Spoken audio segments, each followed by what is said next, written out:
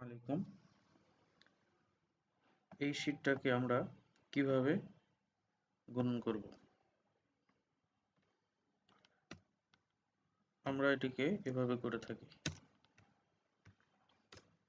এভাবে করলে এর অ্যামাউন্টটা আসবে না। আমরা কি করব? প্রথমে আমরা লিখব পার্সেন্টেজ, তারপরে 320 গুণন 5। এরপর আমরা প্রেস করব কন্ট্রোল ই। তারপরে আমরা এই রেঞ্জটাকে সিলেক্ট করব, তারপর প্রেস করব কন্ট্রোল এফ। কন্ট্রোল এফ এর পরে আমরা যাব রিপ্লেসে।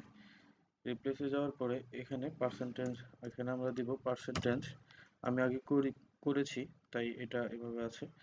আমরা রিপ্লেস উইথ কিসের সাথে রিপ্লেস করব? ইকুয়ালের সাথে। দেওয়ার পরে রিপ্লেস অল।